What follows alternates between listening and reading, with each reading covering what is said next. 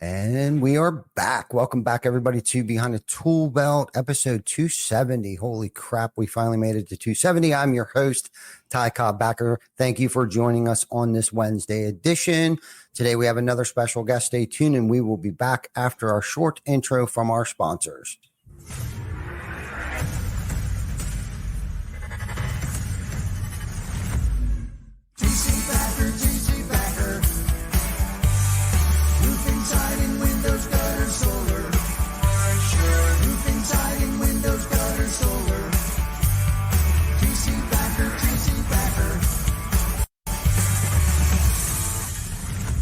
Welcome to Behind the Tool Belt, where the stories are bold, the conversations are real, and the insights come to you live, raw, and uncut. Every week, host Ty Cobb-Backer sits down with game changers, trailblazers, and industry leaders who aren't afraid to tell it like it is. No filters, no scripts, just the truth. Please welcome your host of Behind the Tool Belt, Ty Cobb-Backer. Hey, welcome back, everybody, on this magnificent Wednesday. Hopefully it is sun shining on you today. I know it is for us. I know it's been a long-ass winter up north here where we're at, but hopefully wherever you guys are today, you are watching this and the sun is shining on your face. Today we have another amazing guest, and I'm going to try to pronounce your name correct because I definitely was saying it wrong, and I think I've heard quite a few other people say it wrong. So Matt Fruge. Boom, you got it. Okay, nailed it. Welcome to the Behind the Tool Belt podcast, and you definitely have been somebody that I wanted to get on the show. I apologize for not getting you on sooner. I love your content. I love that you touch on a lot of pain point that a lot of us contractors have struggled with. I love the fact that you're from our industry. I love the fact that you were a roofing contractor and have felt the struggles that most of us have, and that you are providing incredible, information for us contractors. And I just love what you do, man. So thank you for joining us today. And, let's see what we can, dig out of you today to see if we can't help some more people. Yeah, sounds good, man. Thanks again for having me. I've been a big fan of the show for a long time. See it at all the trade shows. So happy to be here. Happy to, talk shop in whatever way makes sense. Yeah. No, that's great. That's great. So, I mean, I guess before we start getting into, what it is that you do today, let's kind of go back, hence the name Behind the Tool Belt. Let's go back to, you're the CEO at Square Dash. You're the former owner at Roofmark. You were in the U.S. military, Navy rather. So let's kind of just go back and let's hear it from the beginning and what it was like, what it's like now, and how you got here. Yeah, for sure. I think my story as CEO of Square Dash kind of starts back in the Navy anyway. I was I joined the Navy to become a photographer. I found out that they had photographers in the Navy, and I was into that in high school. So I was like, oh yeah, let's do that.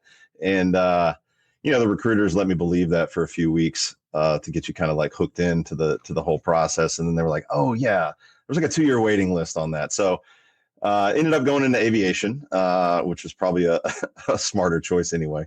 Was an avionics electronics technician on the E6B Mercury, which is just a big in-air command post.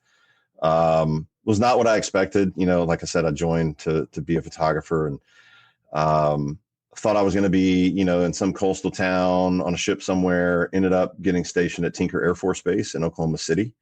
Had no clue why I was in the Navy going to Oklahoma, but it was a great experience. I learned a lot of system architecture and troubleshooting, and just kind of understanding how big complex systems work together without being a engineer of any type. So that kind of like provided a foundation that I didn't know would come in handy later in life. Got out in 2003, and I'm from Beaumont, Texas, a little town on the Gulf Coast of Texas, and ended up bouncing around. I worked for my dad for a little while. He was an industrial concrete contractor.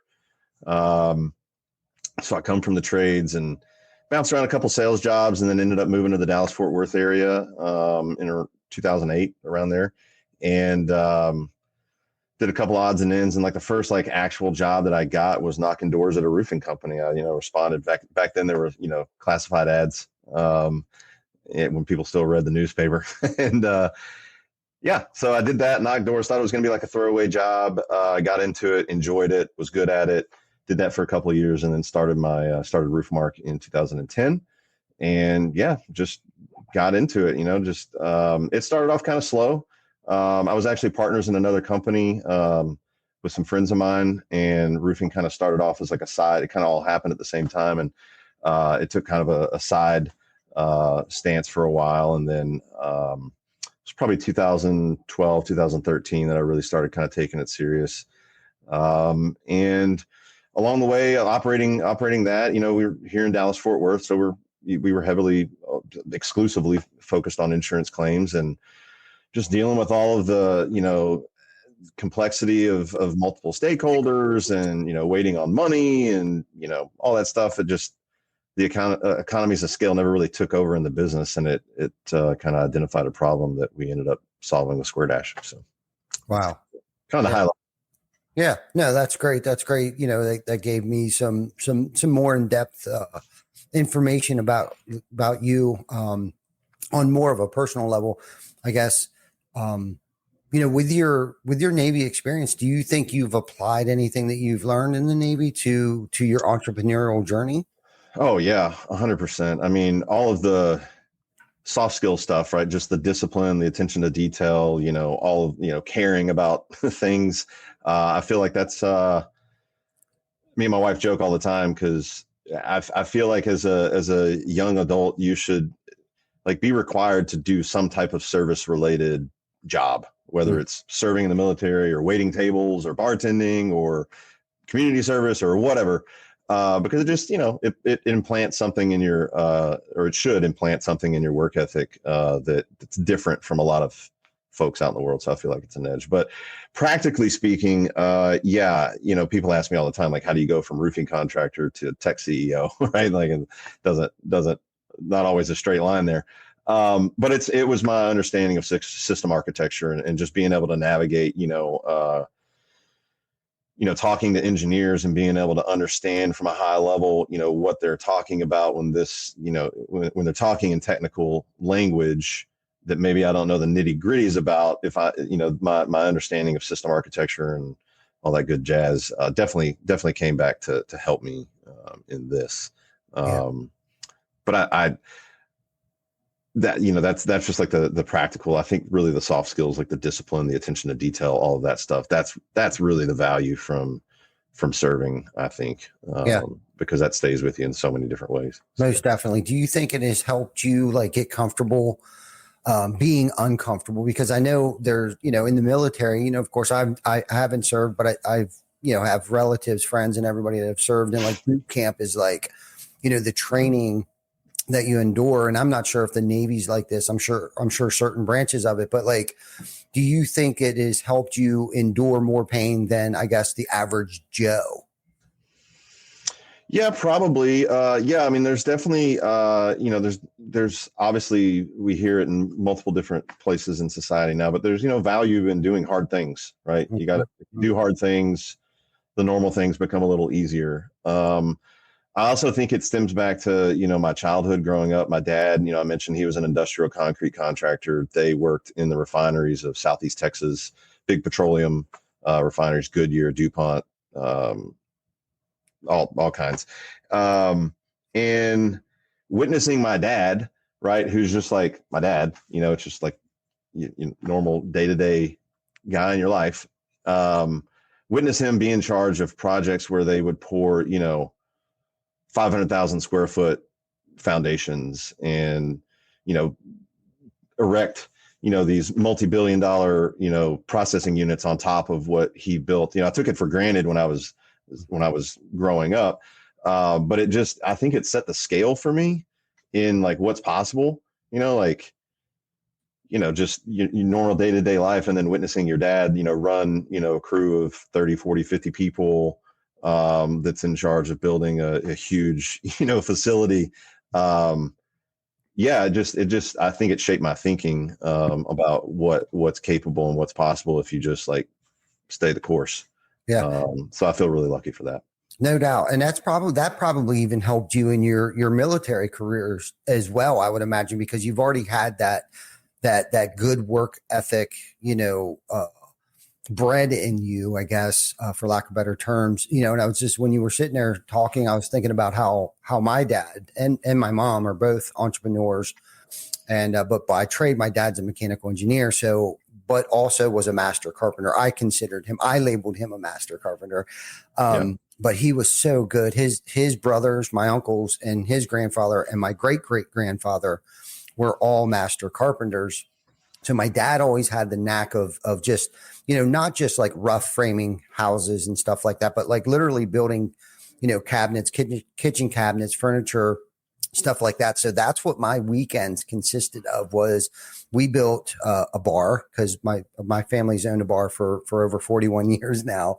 And so I grew up in that fast paced 7 days a week. The bar essentially owned us, as a family. It was literally a family owned and operated business, but my dad did everything. He was one of those guys, like, we didn't hire plumbers. We didn't hire people. We did everything. And, I wouldn't have gotten through a lot of the things that I've gotten through in my childhood, in my, young adult and in my adult life today, if it wouldn't be me saying to myself at times, and I've caught myself, and I didn't even realize it up until probably about 5-10 years ago, where I was like, what would my dad do? My dad's still with us. My mom has passed on about 10 years ago this February.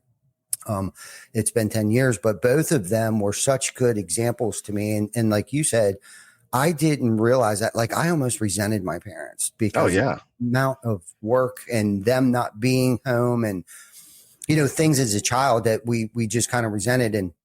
And we worked. That's what we did. People didn't even come over. Our friends didn't come over and spend the night because they would get put to work as well. So every now and then my mom would let me sneak away and kind of spend the night over at a friend's house all weekend, just to kind of have some sort of childhood. Right. Yeah. I know that. I mean, it's a blessing and a curse, right? When you're going through it, it's the curse. When you get to be an adult, it's the blessing, right? And my sisters are, 10, 11 and 13 years older than me, I believe. And so they came up in a different era of my dad. Right. But like, we both got to experience the same thing. My dad was real big on he's still with us too. He's real big on projects and lists. Right. Mm-hmm. So during the summer, before you leave, hey, I got a couple projects for you. I made a list. It's on the bar, right? When you get up, go ahead and get started on that. And it was, always like menial shit. It was like, pick up all the sticks. We lived on a wooded lot, a bunch of pine trees and all kinds of trees and whatnot. And before you can mow the grass, you'd have to pick up all the limbs and, shit that's fell out of the trees. And he was super particular. I mean, we're talking like the back part of it, we'd mow with the brush hog, right? Not even the lawnmower. And I'm like, what? This stuff like pulverizes, but it was always just about like keeping me busy and keeping me focused on things. And he always says, that idle hands are the devil's playground, or idle hands do the devil's work. Right. Yeah. He's always got something going on. He's 76 now. And they when Harvey hit the Gulf Coast, it flooded their house all the way up to the rooftop for the second time. And so they bought 30 acres on top of a hill up in East Texas and moved up to there. And it came with, I think they got 15, 18 head of cattle. And, so he's just got shit to keep him busy now. He built a barn and built a lean-to, and, he had to nurse calves. I'm like, Dad, you're 76, man. Just enjoy it. And he's just not that way. It's just not in him. So same. Our stories are very similar. In many ways, it sounds like my dad was the same way. He'd leave us a list of stuff that, because he traveled a lot. He was actually a mechanical engineer. He worked at Grove Worldwide, and he designed hydraulics, booms for cranes and man lifts and scissor lifts and stuff like that. So he would travel a lot around the country, Europe, Japan, all over the place, wherever these cranes and man lifts and things were. And so he wasn't around a lot, but he always had projects, still has projects, still like he built a cabin in upstate New York. Now he built like a duplex cabin. He calls it Baby Bear, and it's Big Bear Lodge is over here. And on the same piece of property he built, literally, he's out there. He's not doing as much as he used to, but he still has these projects. But this is the thing, whether I think our one of the things that went through my mind is that, good times create weak children. And like, just like the saying goes, hard times create strong men. And I think it sounds like your family has the work ethic that my family came from. And I think my dad, I know for a fact that he just didn't want to give us stuff. Yeah. Right. He knew that we were going to have to earn things once we got out on our own, whatever it was. And he always said, I don't care what you do as long as you're good at it. And where our mantra came from for Behind the Tool Belt came from my great-great-grandfather, and it was a job worth doing is worth doing right. And we still put that on our stuff, our billboards, on our side of our trucks and business cards, things like that. But I added to the end of it the first time. So a job worth doing is worth doing right the first time. And like, I don't care if we were building something like the catering kitchen. And I'm up on the scaffolding. Literally, I'm probably 15 years old, up on this pump jacks and stuff with my dad. And I attempted to roll out the Tyvek paper upside down. Like that, I couldn't do it. It was a no-no. And I'm like, no one's ever going to see it. He's like, that's just not the point. Yeah. You know what I mean? And he was teaching me so much like about integrity, because really, if you think about how a roof is built, it's not necessarily the shingles. It's what I call the integral part of the roof is what makes the roof. It's the stuff that you can't see that you did, the preparation that you did that went into building that roof prior to you putting the shingles on is what makes the roof durable for long term. Yes, shingles are water sheds off of the shingles, but ice and water in the valley, step flashing, tape in the step flashing, drip edge, the parts and pieces that homeowners don't see after you install the roof, the integral part of it. And, it was when he was trying to teach me, it's the things when people aren't watching that you're doing that makes you the person that you are. Yep. And whether he knew it or not, or maybe he was very intentional. I never really talked to him about that. And I probably should before it's too late. And cause he's 70, I think he's 78 now. And unfortunately I live an hour away from him, but it's just still yet too far away for us to connect as much as I'd like to. But anyhow, let's talk a little bit about, your roofing career. Like I said, I watched a good bit of your content. And I guess, what were some of the lessons, and I consider like the losses lessons. So when I say lessons in this context, I mean, what were some of the lessons that you learned as a roofing contractor? And then of course, let's talk about some of those victories, those wins that outweighed your losses as well. Yeah. Oh man. Whew. An hour's not long enough, but, yeah, I think the biggest thing, I was thinking about this morning. I think the biggest thing I learned, the hard way was, how important it is to let the right people inside your company. Right. And I think it's just a natural, just the way people get into this business, right? It's usually by happenstance, somebody that knows somebody, or you did it with your dad, or you take, but a lot of people just find their way into roofing. I think it's like a running joke in the industry. Like nobody wakes up and they're like, I want to be a roofer when I grow up. Some people do, I don't know, but maybe. Regardless. And so it's very easy to, as you're growing the business and you get to the point where you want to start building a team, it's very easy to just kind of like just draw from the gravitational pull of your circle, right? Your social circles, the people that are closest to your friends, families, uncles, aunts, whatever. And that's really dangerous. It can be really dangerous. And if I had it to do all over again, I probably would have saved like 6 years of pain and torment of having the wrong people at various stages inside the business, all the way from, door knockers all the way to leadership. Right. I mean, it's, hiring is definitely not like, it was a learned skill for me, that I'm still, working on to this day as we build the team out at Square Dash. But yeah, letting the right people in your business is super important, because ultimately it's going to set the tone. It's going to set the culture. It's going to, you're not always going to be around in every scenario and situation and conversation. And you really need to make sure that the people that are responsible for helping you grow the business can be trusted and share the same values and are going to do the right thing when nobody's looking, and not going to open the office up at 11 o'clock on a Saturday night because they have keys to it and they need a place to drink. There's just all kinds of stories I can get into, but I think that's probably at the end of the day, your business is it's the people that are in it, and so I think it starts there. I mean, there's all kinds of other nooks and crannies we can go into, but yeah. No, I 100% agree. If you had to do it all over again, what would you do differently? And what would be probably one of the first hires? Yeah, I would not focus on, I call it, I think the term they use these days are like vibe checks, right? Where it's like, can I have a beer with this guy? Can I shoot the shit with this guy? Sure. But like, is this guy better at me than running production? Right? Is this guy better than me at bringing insane amounts of energy out into the field with our sales team? Is this person better than me at doing the accounting and the bookkeeping and keeping all the clerical stuff in order? Right? Mm-hmm. Like there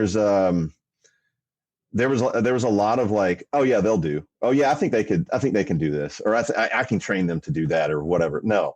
When you hire someone, if you're going to hire someone and make that investment, not only financially, but like with your time and your energy and all the stuff it takes to build a team, you need to make sure they're better at you than whatever you're hiring them to do.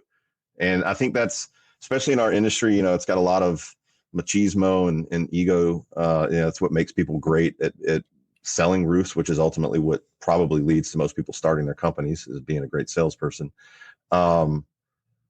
It can be hard to get your ego out of the way sometimes and want to be like the best at whatever it is and be like, yeah, I'm going to run production. I'm not going to hand that over quite yet. Right. And I think once you make the decision to start hiring people, you really need to like lean into like, no, I need to find people that are like at least 2x better than me at whatever it is I'm going to hire them to do, and take your time finding them. Yeah. Because you can get in a hurry to grow and you can get in a hurry to do all the things you want to do, but slowing down, the saying, hire slow, fire fast. Mm-hmm. It's for a reason, right? You should take your time, find the right people. And if they're not aligning and not performing and not measuring up to whatever it is you measure, you got them loose. And that's much easier to do when it's not your friend or your cousin or your uncle's brother or whatever, so. Yeah. No, I'm guilty of holding on to people too long and hiring the wrong people, probably for the wrong reasons. And I think a lot of it does play into ego or pride, fear. A lot of it's fear. All of it stemmed from fear, right? Of hiring somebody that might be smarter than me and not knowing how to delegate necessarily. Like once you start hiring these people, but, letting them actually do their job was something else that I struggled with, and today, where I'm at today, it's like, I understand when we hire, it's hiring to raise the company's IQ, right? Mm-hmm. Like not that there isn't things that, we don't have to, we'll have to train on, but like you said, are they a better production manager? Are they better? Are they more organized than I am? Do they have a financial background? Do they, like what is the experience that they're actually bringing to the table? And I used to think that I used to have to sell people, to come work here. And, that's, and that was okay. But, today it's kind of like they have to sell us on why they should come work here, because we have created such, and I say we, and I emphasize we, because this is no longer about me, and it hasn't been for a long time. It's like you said, it's the company, it's the people that are making this company today. They're our brand, they're our culture, they're our marketing, there are people that they're the face of the company today. And I know I do this podcast every week, but they gave me the confidence to be able to put us out there, because not only am I putting myself out there, I'm putting the entire company out there. Yeah. But it's because of the confidence that I've gained in the team that we've developed around here. And there's so many smart people here that honestly, there are many days that I am probably the least intelligent person sitting in the room. A lot of these meetings that I attend, that I didn't even host. And I don't have to host every meeting today. Like there's meetings probably happening in the building today that I don't even know that are happening, but I know that they're really good at their job. I trust what they do. And I just had to learn how to let go in order for the company to grow. And the more transparent that I was with people, and vulnerable, the quicker things got resolved, the quicker that we grew, the better quality of the company became, because I wasn't wearing the 15 hats anymore. I delegated 13 of them. That created 13 full-time 80-hour week jobs. And, and I come to find out too, like they may not have started out as good as the way that I did it, but they ended up doing it way better than I can do it today.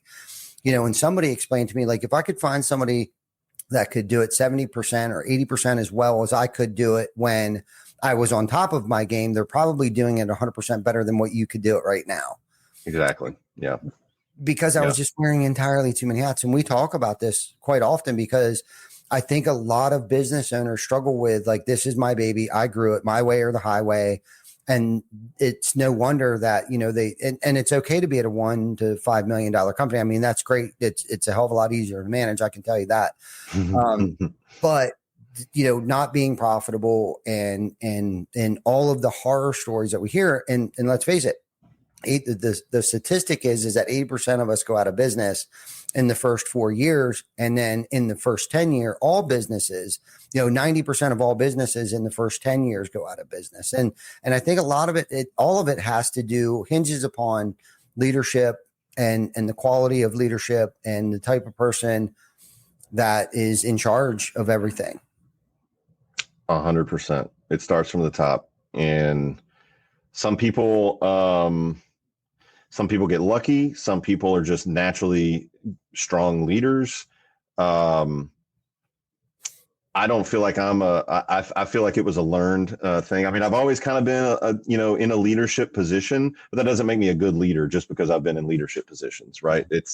You have to be coachable. You have to be open to, learning from your failures and your mistakes, and actually like getting your ego out of the way and pivoting, making changes, all that stuff. So yeah, I think for most people, the leadership thing is a journey, right? It's not a starting point. And if you're lucky enough to get good people around you on that journey, then yeah, that's where magic happens. But if you don't, and you get the wrong people next to you, it just becomes a dumpster fire. It can spiral out of control really quick. So isn't that the truth? And I like how you put it. It is definitely a journey. It's an everyday self-awareness of where am I at? And am I the right fit? Am I that CEO? And if I want to be that CEO, what am I doing personally to develop myself to become that whatever revenue CEO of this company? And like you said, being able to surround myself around good, really quality, smart, driven people. But I think the biggest thing, it all starts right here. And we talk about it all the time, and I'm patting my chest. I don't know. The setup's a little different today. I'm not sure why, but the quality of the education. So I'm continuously educating myself on certain things and aspects of the business, and not even necessarily the business, because I can overindulge on business all day long and can't see the forest through the trees. But I find, like you were talking in one of your pieces of content, you were talking about like time management and things like that. And I'm not the greatest at it, but I have definitely gotten better, and I'm probably gotten better at it than half the people that I know. But I've found by carving out certain periods of time throughout the course of the day or days of the week, like Saturdays and Sundays, and spending enough quality time with my family, I've come to realize that's where I have like some of my greatest, most creative thoughts, is with being present with my family and removing myself from that atmosphere. And it goes into, they say you're the sum of the 5 people that you surround yourself with. And that is so true. And it's not necessarily like, it can be family members, and it could be coworkers and co-leaders. But I think more importantly, what am I doing outside of family and work? who am I associating myself with? And I'm right off the top of my head, I got like 3 or 4 people that have super influenced me to push myself beyond limits that I even thought were even existed. Right. And Erico, big shout out to Erico. I can't even pronounce his last name. I've tried it a million times, but he's got a podcast. He's got a mastermind group called Cult Culture Movement. And he got me to scuba dive 2 years ago. I went and got my license, man. Nice. And, and some people listening to this might be like, well, what's scuba diving have to do with leadership? Bro, listen, I laid in bed. I almost did not complete the training that is required. And one night I went the first night to this training. It was, in a pool, and I got all this equipment on, and I'm trying to learn how to breathe underwater only through my mouth. And I've been taught my whole entire life, in through your nose, out through your mouth. Well, this completely contradicts all of that. And so I got home after my first little training, and I'm laying in bed. I'm like, I'm not going back tomorrow. There's no way. Like, I can't do this. And then I started thinking, like, what would my team think of me, or my family, my children think of me if I didn't complete this? What kind of husband, man, leader, if I didn't push myself, like, and I'm the guy, like, hey, get comfortable with being uncomfortable, right? I'm completely going against everything that I preach on a daily basis and set people up to put them in uncomfortable positions to make them better people. And I'm the guy I'm going to coward out on going back to just this simple training in a 6-foot pool, right? 6-foot deep pool that I can simply run up to the top and do that. But long story short, I got through that. I talked myself through it, did all of that, but yet still called Eric and made up an excuse why I can't go. I'm like, I can't go. I can't do it. I got 100 things that I got to take care of. And he said a few choice words to me. I hung up. Yeah, I hung up, and I called him back literally like 3 minutes later, because Jana was like, you are not going through all that shit that you just put yourself through and not going to Cayman Islands to go scuba diving.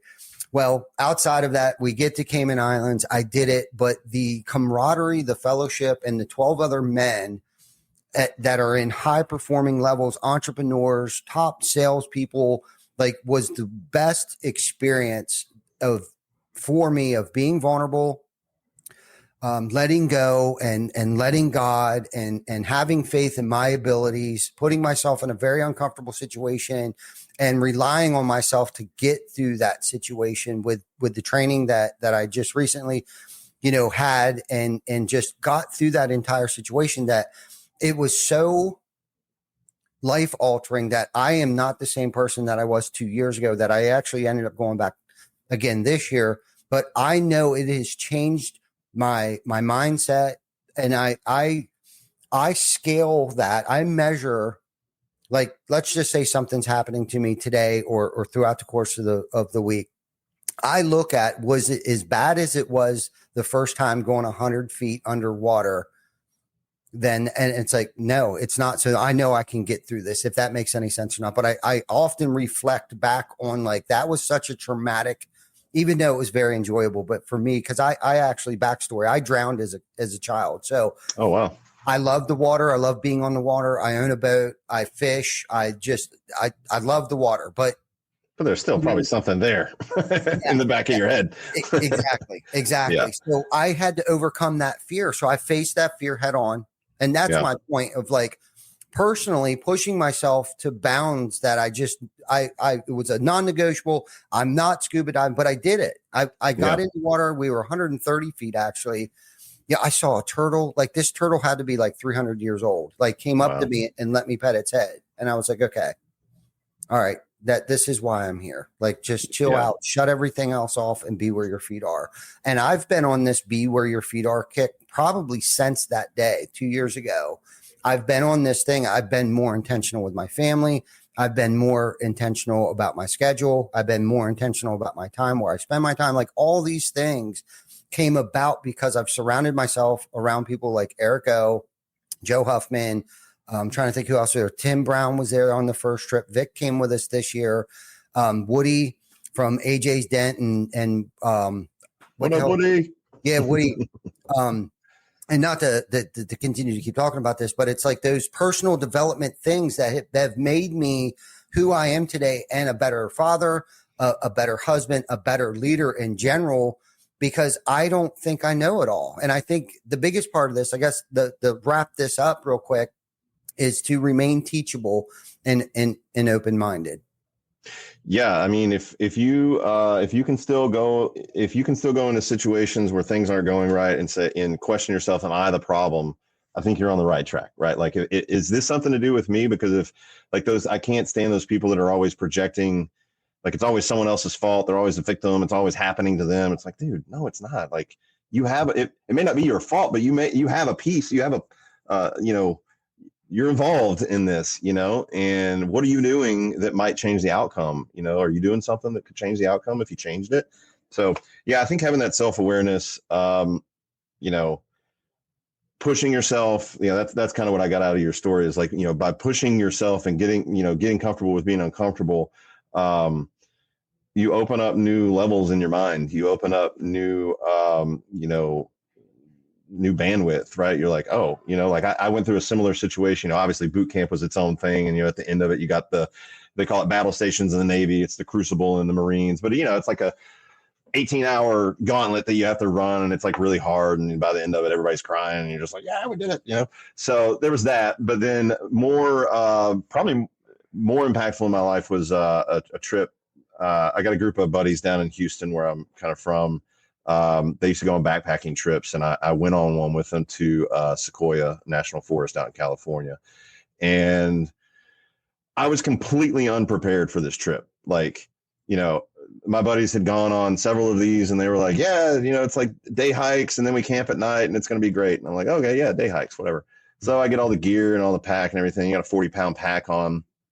We hit the trailhead, and, they had a tradition of like crushing a beer before they hit the trail. So we did that. And then someone had some whiskey. I was like, yeah, I'll take a shot of whiskey. And like I was just like completely like not in the right mindset for what was about to happen.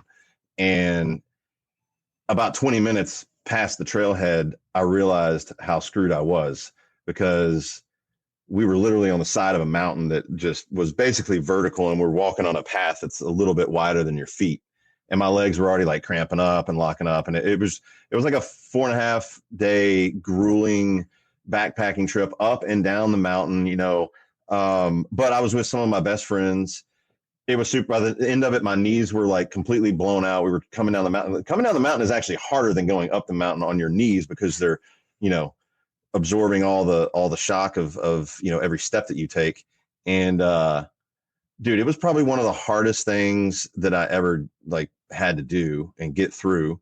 And, it's a really like, luckily I was with people, but like, if you go out there by yourself, you're screwed. And so anyway, I got through that, but it changed me. Like, it changed the way I think about things. It changed the way I think about myself, what I'm capable of, what it feels like to be in extreme pain, like excruciating, like level 12 pain. But then having the end on the other side of it and finishing, like do hard shit. It's helpful. It may not be fun in the moment, but it's helpful. It definitely is. And some that might be listening, but I think the majority of people that are listening to this podcast can really relate to what we're talking about. And that's just like, do hard stuff, to be epic, right? Yeah. It's the same in business, right? Like, we've done it for my backstory. It's like, the pain that and most of it self-inflicted pain that I've endured over the years. I know I've proven to myself time and time again that there's nothing that I can't accomplish, especially with the team of co-leaders and co-workers that we have around us today, and my wife, and my children. My children grew up in this business with us. I mean, we were tarping roofs together. I mean, my 3-year-old was playing in the front yard of this house that's a little south from here. My 16-year-old was there, my 17-year-old was there, my wife was there. We're up on the roof, and but I think by also leading by example, for those that are around us, it's attraction rather than promotion, I think. But I think hopefully we can inspire somebody to get off the couch, put themselves in an uncomfortable, healthy situation, whether it's working out or, whatever the case might be. And I work out. Fortunately, I got back into working out about a year or so ago. And, that's what I say to myself too. It's just like just one more. That one more is going to, I do one more, and just continuously trying to push myself to be a better human being. So I'm here on this earth as long as I possibly can be. I got 3 grandchildren today, but unless there's something else that you want to talk about on that topic, I want to talk about Square Dash a little bit and how that came about. So if that goes into your roofing business a little bit, that's fine. But let's talk about the evolution or the birth of Square Dash. Yeah, for sure. Just one final point on what you were talking about doing hard stuff. I think to tie that into like roofing, right, in business. My first commercial job, I was scared to death to do it. Like I didn't know what I was doing. I was just like, I'd been in the business long enough to like, I knew my bearings. It wasn't like right out the gate, but, and we had hiccups, we had issues, we had the DPS come and tell us we needed a permit to put the, telehandler out in the street and block traffic, so there was some lessons learned, but, we got through it and the customer was happy. And that just opened up, it paved the way in my brain of like, like we can do whatever we need to do. We just got to figure it out. You just got to go figure it out. I think most people in this space are of that DNA, right? They just go get it done. So anyway, but yeah, Square Dash. Square Dash, it started as an internal CRM tool in our project, I should say, in my roofing company. This was probably back in 2017 is when we started working on it. And, at the time there was no AI, there was no, none of this stuff that we have now. Right. And so, my co-founder, his name's Jeremy Dick. He worked with me in my roofing company. To this day, probably the smartest guy I've ever met. And we started tinkering. He had ideas, I had ideas. He had about as long in the business as I did. And we kind of, really had this dream of like operationalizing a roofing company through software, right? Because we saw the problem with the business model in the roofing industry where, companies leverage their salespeople to the hilt, right? You got to go knock the doors, you generate the lead, you meet the adjuster, you sign the contract, show up on the day of build, collect the money. Like you're basically running a business inside your business. And to try and find good people that are good at all of that is like good luck. And so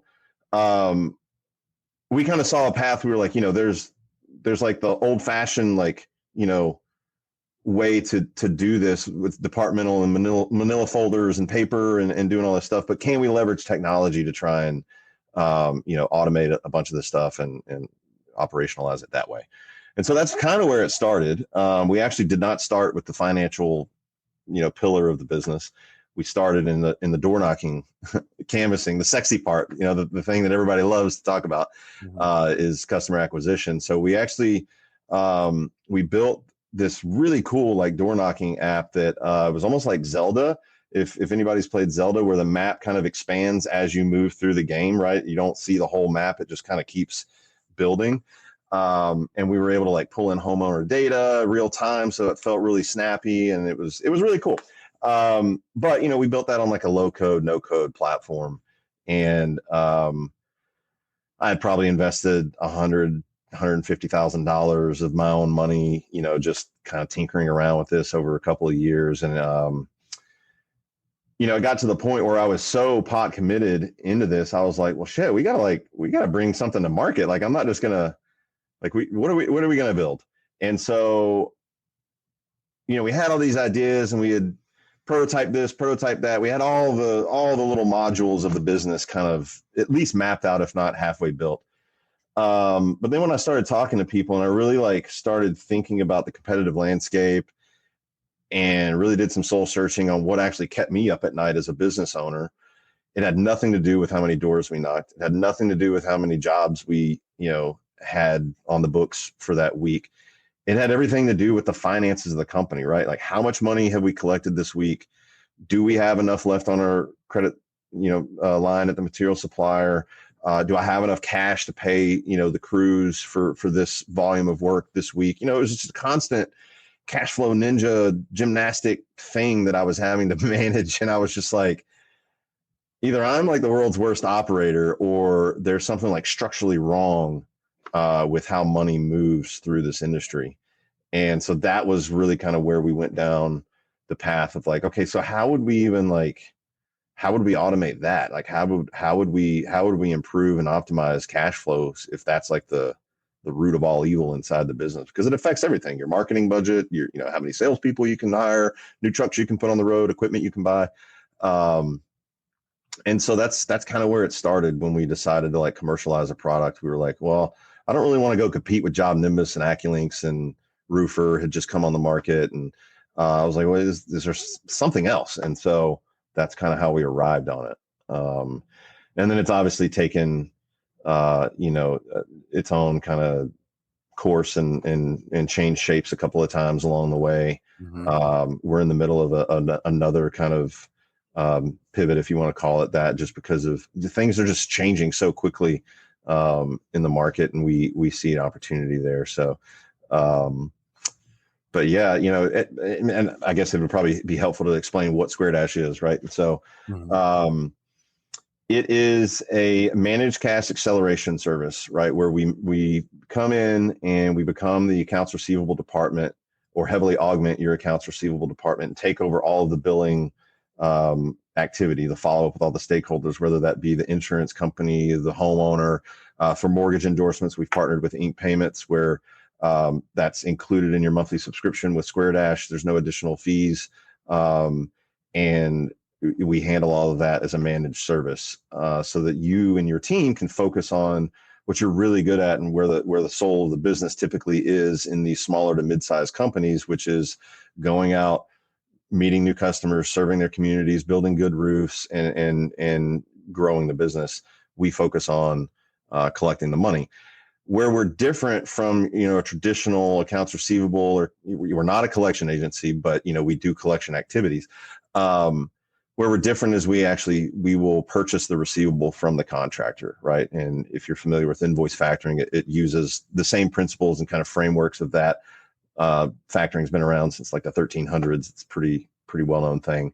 But it kind of has a bad connotation, because it's kind of like a last ditch, it's in a lot of industries, it's like a sign of distress, like the business is in distress, so they need access to the cash. And then it's just kind of like a bridge thing. What we wanted to do is really operationalize and like really kind of fit the use of accelerated cash into every job, right, into the workflow of the business. And so we've kind of built the product to try and accomplish that. And it's that kind of 1-2 combination that makes it different from anything that I'm aware of out in the market. There's certainly factoring companies. It's a little hard with the nuance of insurance claims and the way the money's broken down for a lot of factoring companies to work with insurance restoration focused contractors. But that's where my industry background and expertise kind of comes in to build a kind of thoughtful product in that regard. So wow. Okay. So I guess you're not a collection agency. So you kind of come over and take over people's collections, or not collections, but their receivables. So give me a snapshot. Like, if I would sign up today, what would a contractor expect to happen, I guess? Yeah. So there's a bit of an onboarding process that has to happen, right? This isn't like, hey, here's a tool, flip a switch, and, now we're live inside your business, right? Mm-hmm. We're taking over a pretty critical function of the business. And in a lot of cases, it's not really well built inside of the company we're engaging with, right? Mm-hmm. 'Cause small companies have needs, large companies have different needs. And so we find our sweet spot in the $2 to $15 million top line revenue range is typically where most of our contractors fall. There's a bit of an onboarding process where we have a meeting with the leadership team. We really kind of do a deep dive on the business, how everything, like what is your workflow? Like, when do you supplement before the job, during the job, after the job? Is that, 100% across the board? Is it as needed, right? Like, when do you collect the deductible? When do you collect the first check? we really have to understand, like, there's I think we've mapped out about 18 different permutations of how jobs can like land in our lap, right? Based on when this was collected, when that was collected, all that stuff. So we really take the time to get to know that process of the business, so that we can mold our expectation and our staff that's going to be serving them to kind of meet them where they're at. And then after onboarding, obviously there's the underwriting. We look at the financials. We determine, the credit limit that we're going to be able to, deploy into this company based on, the past 6 to 12 months, what that looks like. We'll set credit limits. We'll set job limits and terms and all that stuff. And then we're kind of off to the races. Onboarding takes about a week or so. We have an accelerated option where they can try and do it in the afternoon. We also meet with their sales team because their sales team is the tip of the spear. They're the ones out there forming the relationships with the homeowners, and they're the ones that ultimately have to present this to the property owner, depending on where it happens in the process, whether that's at contract signing or during the final walk around or whatever. And the analogy we like to use with contractors when we're kind of coaching them on how to prep their homeowners is like when you go to the doctor, it's not, Dr. Smith or Nurse Betty that, stuffs the envelope and sends the bill to you in the mail, and they didn't build the payment portal where you pay your bill. They're focused on delivering, providing the service that they provide, and they partner with a billing partner to deal with the insurance carrier and get all the billing codes and all that crap set up and do all the billing. And that's kind of how we position ourselves. And it makes perfect sense to homeowners when, it's explained like that. And so there's a bit of a handoff, like a welcome call with the homeowner to let us know who it is. There's marketing collateral we give them to help explain that. And then we just kind of take over from there. And it's up to the contractor. Most contractors use our claim funding solution on the depreciation check. They kind of have their front end processes intact, and their cash conversion cycle hasn't really started until they complete the work anyway. So they don't want to mess up anything there. We have other contractors that are like, yeah, I want you to collect everything. I don't want my salespeople touching any money, right? And so we get brought in a lot earlier into the fold with those types of customers. But for the majority of it, it's on the back end. So okay. Now I think I heard you actually offer financing, like you give the contractor capital to yeah. So we get confused for a finance company, and we get confused for a collection agency, right? Mm-hmm. And so it's again, speaking in analogies or metaphors, imagine you wanted to sell me a truck, right? You live in Pennsylvania, I live in Texas. We both agree the Blue Book value is $10,000 on it, except I offer you $9,500. I say, hey, look, I'm going to buy the truck for $9,500. I'll give you $8,500 right now. When you deliver the truck to Texas, I'll give you the other $1,000 and you're made whole at $9,500. I didn't charge you interest. I didn't charge a fee. I didn't do anything. I bought an asset from you at a discount, right? Mm-hmm. At 5% less. That's the same thing, except we're buying your receivable, your contract with that homeowner that needs to be an approved insurance claims. That's an important distinction. But we're buying that receivable. We're buying that asset from you at a discount. We're giving you 85 cents on the dollar upfront of whatever portion of that we're buying, whether it's ACV, depreciation, the whole thing. You're only paying the discount on what you're selling to us. And then when we collect it in full, the 10% reserve goes right back to you. There's a wallet on our platform. And so, it's probably the cheapest money that is kind of ingrained into the existing workflow of the company, as much as we can be, right? There's like the stuff I mentioned earlier, but that's pretty much how it works. So it's not financing. We don't buy non-performing invoices. We're not a collection agency. We're not going to buy your receivables for 30 cents on the dollar and then go chase down deadbeats. That's not what we do. Mm-hmm. There's collection agencies out there that might do that, but that's not what we do. We try and just become the billing department, and we think of ourselves just as your billing department should think of themselves, as like, we got to get this money back in the door as fast as possible, right? Like this is all good work that we've done, and we need to collect on it. And so we're aligned with contractors in that regard because, we have a cost of capital. The longer that money's out on the street, the more it costs us. And the contractor wants that 10% back as fast as possible. We want to get it back to them as soon as possible because that means we've recycled the money and we can deploy that into other areas. So it's aligned on a lot of ways, and it's meant to reduce and take some administrative burden off the company, especially ones that are kind of going through the growing pains, and then also keep the cash flow flowing through the business so that you can stop acting like a bank and, quit making your salespeople that you hired to go sell jobs like collection agents and billing people. That's not what they're good at. They're good at bringing the steak, not collecting the bill. Right. And so that's what we try and focus on. No, and you beautifully put that too, differentiating yourself from a collection agency, getting, money from deadbeats and stuff like that. Have you ever considered, and maybe this is in the future for you guys, but are you guys going to only stay to like insurance restoration contractors, or what about those that are in the retail space? Yeah. For the foreseeable future, we will be focused on insurance claims because, the insurance market as a whole, roofing, hail and wind claims account for about 1/3 of all property insurance claims that get filed each year. The other 2/3 are split between fire and water. Obviously, those are the next kind of frontiers verticals that we want to go into. But even though the claims process kind of works the same, there's some pretty significant nuance difference between how a contents restoration company works versus a mitigation company versus a full service restoration company, how they operate, how money flows through, when it actually becomes a receivable. Like, is a mitigation invoice really a receivable? Has anybody agreed to it? So there's those types of considerations that we have to think through from a product standpoint. Like, how does our product handle that stuff before we can really kind of go attack those verticals? We really kind of focus on the roofing space for now.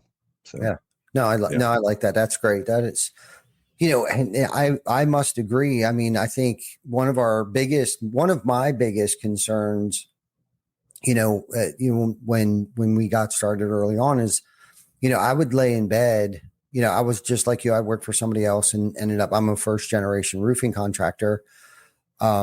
And, it would be like, man, and I'm a mechanic. So I would spend a majority of my day, I would start a project, leave the guys there, and I would run around, try to punch out like, small repair jobs and do whatever I could do to make ends meet, to make payroll at the end of the week. And I remember it was such a struggle.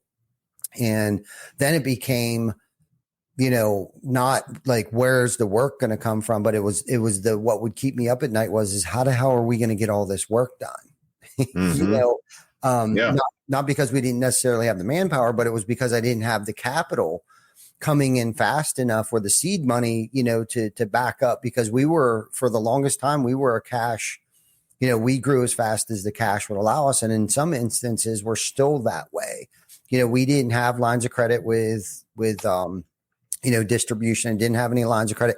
I'll be honest with you. I didn't get my first credit card up until about 5 years ago. I didn't grow up with credit card debt and things like that because I hated debt. Now, as the years have gone on, I've learned how to leverage banks and real estate and things like that. I got into real estate several years ago and have learned that game of leveraging the bank and, the difference between good debt and bad debt. Yeah.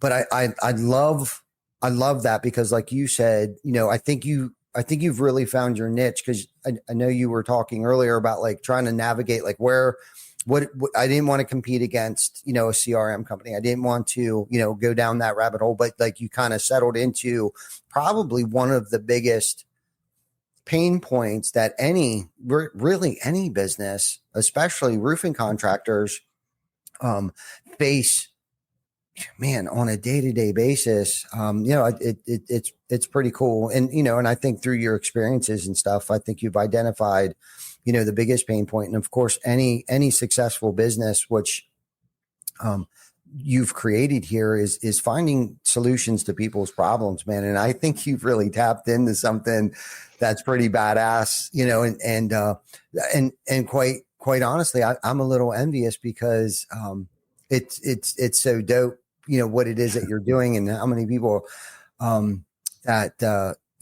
lives that you're going to impact, and the importance of cash flow. And I really wish we had more time because of talking about, cash flow and problems with cash flow and things like that. And I know you have so much good content out there. But before we go here, I just want to make sure everybody knows how to contact you. And I'm assuming that's going to be square-com. Yeah. Square-com. Just look for an orange button, say schedule a consultation. That'll get you through to one of the members of our team. And it's a work in progress, right? Like this is a really hard problem to solve. It's hard enough to do it inside the business, and it's got its own challenges doing it for companies, right? And but our entire team firmly believes like that this is a problem worth solving, right? This is like a universal problem across all businesses, but specifically in our little niche industry. This is like nobody's immune to this, and you just got to figure it out. And so we're super jazzed, super excited to be part of our customers' journey and try and help them. And if we don't think we can help them, or we don't feel like it's going to be a good fit, we will tell you. We're not in this to, it's not a money grab. It's not if we can't help you, we shouldn't be doing business together. And so, if anybody sees this and wants to reach out, please visit square-com, click on the orange button, and we'll have a chat. Yeah, I love it. I love what you're doing, Matt. I love, what your team and everybody in your partnership with Inc. Those guys are over there at Inc. Ryan Holiday is probably one of my favorite people in the world. Yeah, he's great. Him and Ken are great. Yep, such a great dude. So is there anything that you want to leave our audience with? It could be a personal nugget, it could be a professional nugget before we get off here. I think we covered a lot of ground. I think, do hard things and do the right thing, and, you'll be just fine in life and in business. So love that. I freaking love that. So thank you so much for coming on the show. I definitely want to connect with you offline here at some point in time, and you're just a good dude. And I love what you're doing. And not that I want to be a part of it, but I more so would like you to be one of the sum of 5 people maybe that I can be, but thank you guys for tuning in today. Next week, I believe, I just lost my train of thought, but we'll have a guest next week. There'll be somebody there. It'll be somebody. So don't forget to tune in. I'm not sure if I might be out of town next week, so who knows where we're going to be streaming live from next week. But thank you guys. If you haven't liked, loved, subscribed, or if there's somebody out there that you think that might get something from this, please share this with them. And of course, you can reach out to Matt. I'm sure you go on to his Facebook page, Matt. I just want to make sure I'm saying it right. Fruge. You got it. On social media, I'm sure he's on Instagram, Facebook. That's where I follow him. I'm sure I know you got a YouTube channel. So check him out. Check out square-com if you think that your company is in need of their expertise. And I think what they're doing is phenomenal. So until next week, take care of each other, and we will see you then. Thank you for joining us. Thanks for having me. Yes.